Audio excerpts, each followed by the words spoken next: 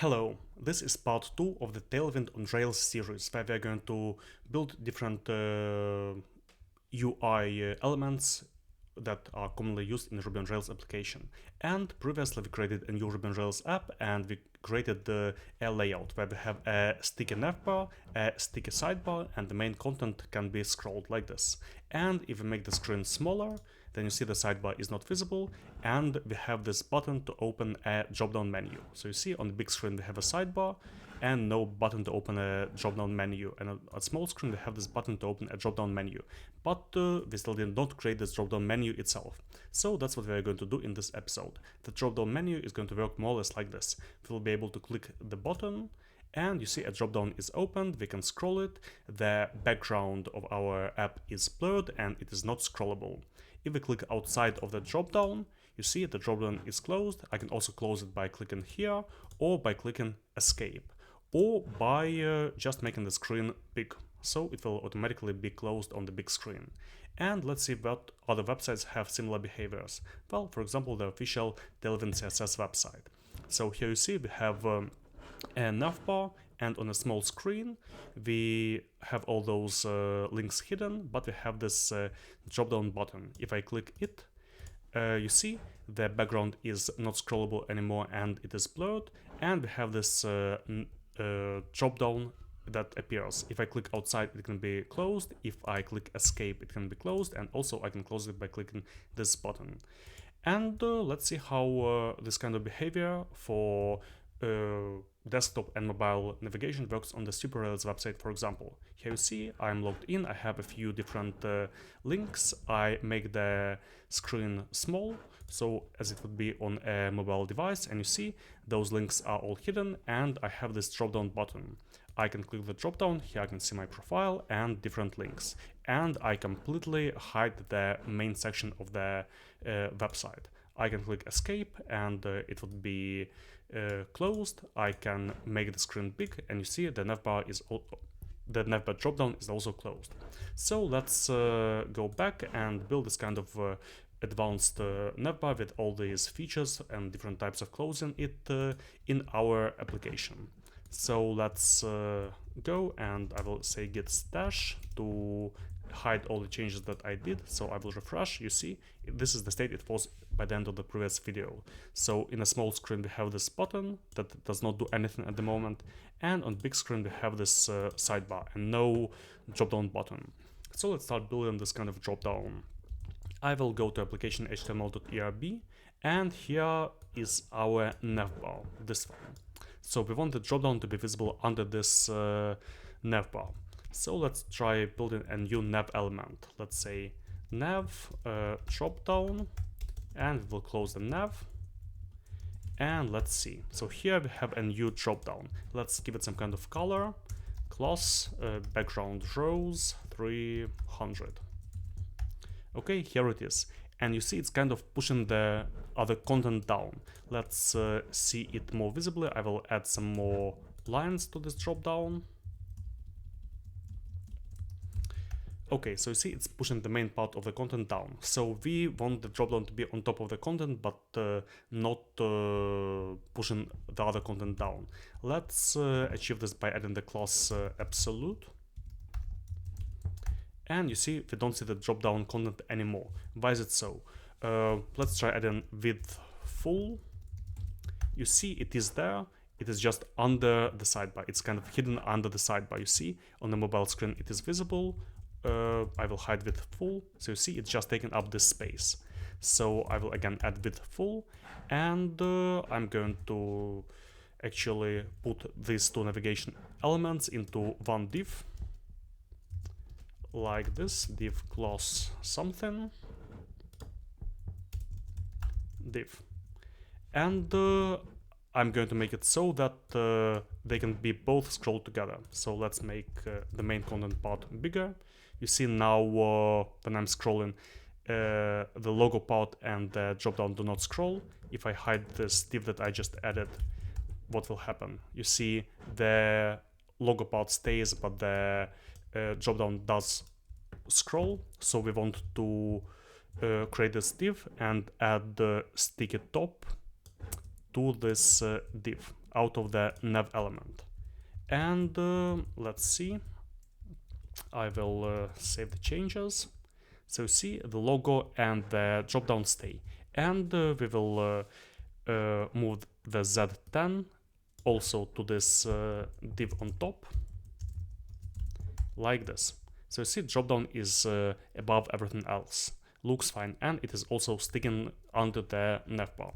So looks kind of correct. Let's see, what do we want to do next? So the width of the dropdown is full. Now we want to maybe make it so that we can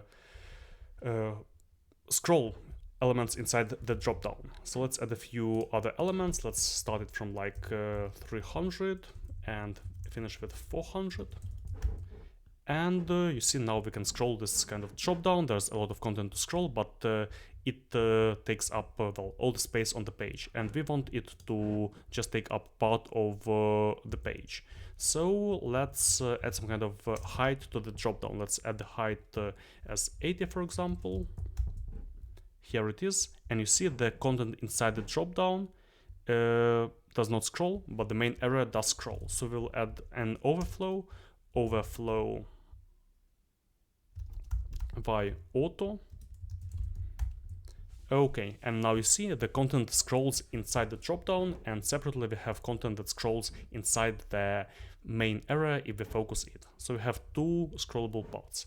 Okay, so I think we are more or less done with the HTML part, and we just need to add the JavaScript that would be closing and opening the dropdown and potentially blurring the main part of the content and disabling scrolling on the main part of the content so that only the dropdown is scrollable, and well, different strategies to hide the dropdown.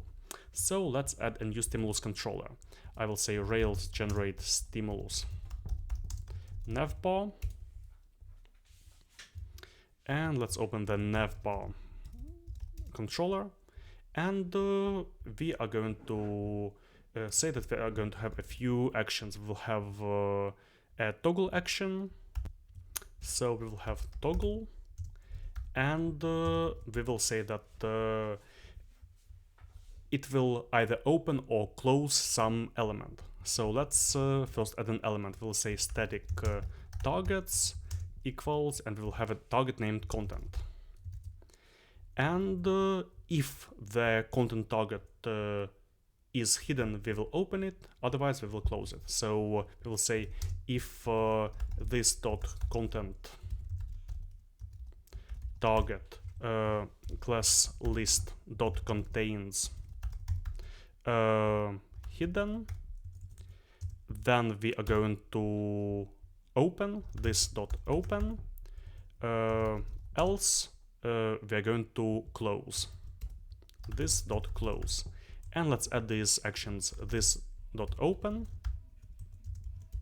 and open is going to remove the hidden class. So we will say this dot content target dot class list dot remove hidden, and close is going to do the opposite. So close will add the hidden class.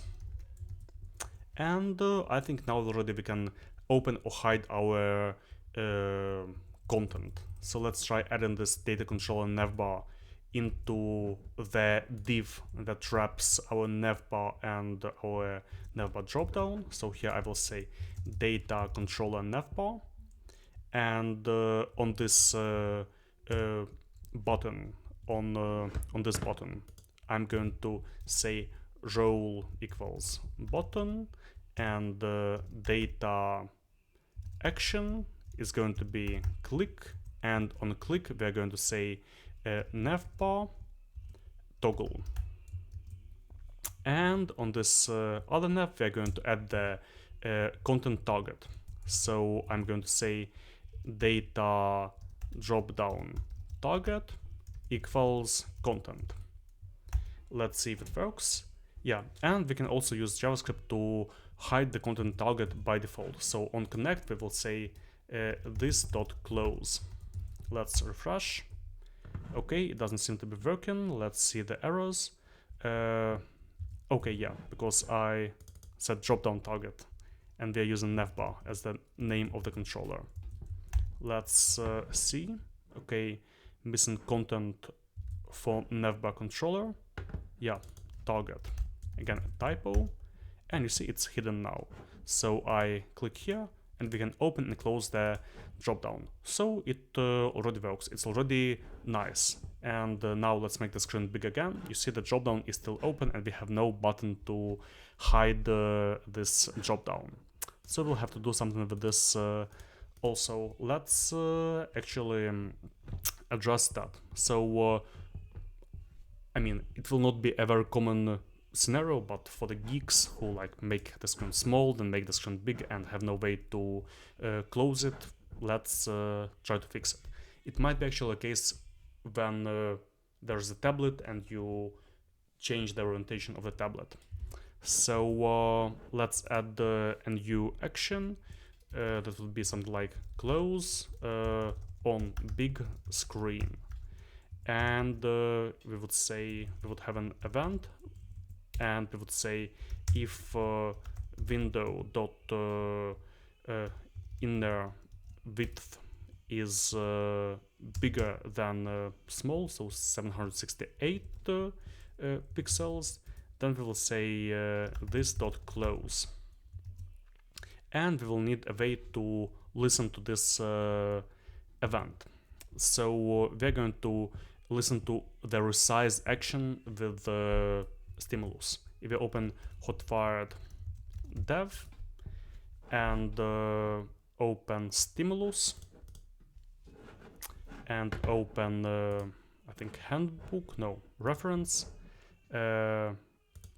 actions, resize, you see we have this resize window that we can listen to. So we're going to add this to our controller. We can say data action resize window. We will trigger navbar close on big screen, and let's see if this works. So I will make the screen small, I will open the navbar, I'll make it big, and you see it was closed. Let's add a listener to be sure that it happens. Oh, I mean a console log. Console log close on big screen. Let's see, I'll refresh, I'll open the navbar, making it big, and you see this close on big screen was triggered. Okay, looks fine. Now let's proceed. What else do we want to do? We want to, for example, blur the main area, so this content part, and well, not blur obviously this navbar itself, the dropdown. So here in the open we can say something like we can find the main area and hide it. So I would say something like let main equals document dot query selector, and we're going to find the main element. So we're going to find this element, and I will say main dot class list dot add blur. Let's see if it works. I will refresh, I will click here, and you see the main part is blurred. I make it big, you see it is still blurred. So we want to remove blur when we close. Let's add class list dot remove blur on close. So let's, you see now it is blurred behind, and we make the screen big and it is not blurred. We open the dropdown, it is blurred. Close dropdown, it is not blurred. So looks fine. Now let's also disable scrolling on the main part of the application. You see, now we can scroll both the navbar and the main part, and it gives an awful impression. So let's add the disabling of the scrolling of the main part. So let's say document.body. So it's going to be addressing this whole body, and we will say dot class list dot add overflow hidden. And here we're going to remove this overflow hidden. Okay, now let's refresh, and you see the main part does not scroll, but this part scrolls. So looks quite fine. And I mean, it is your preference. For example, on Super Rails, I completely hide the main part of the content when I open the dropdown. So if that is what you want to do, instead of blurring and disabling scroll, maybe you can just take the main element and hide it. So instead of this, I would say main.class list.add hidden, something like this, and here I would remove hidden. Let's see how it would look. So I refresh, you see the main part of the content is completely hidden, there is nothing, and there is only the dropdown. Maybe you want to make the dropdown full width, whatever. So again, it is your preference for your website. And then let's see what else we can do. We can, for example, add closing the dropdown with clicking escape. So let's try doing this. I will add another action. I will name it close with keyboard, and we'll listen to the event. And I will say if event.key equals escape, then we will run this.close. And I'll need a way to listen to close with keyboard. So to do this, I would do something like here on data action, I would also add the key op at window, navbar, close with keyboard. So let's see if it works. I open, I click escape, and it does work. So looks nice. You see, we add a lot of different strategies for closing the navbar. And yeah, looks quite good to me now. So again, it is up to you how you want to style the dropdown. Maybe you want it to be full width but not full height. Maybe as on Tailwind you want it to be on one of the sides. For example, to do this you could make width not full but with, I don't know, 2/3. Let's see how it would look on our website. 2/3. And it would be on the right side, so right, and there would be some kind of padding as 2, like this. You see there's a small padding, so this way it looks more or less as on the Tailwind website. Let's go back here, and I will return the blur and the disabled scroll. Okay, let's refresh. And so you see now our dropdown looks more or less as on the Tailwind website. So here you go. That is it for this episode, and thanks for being with me. See you in the next one.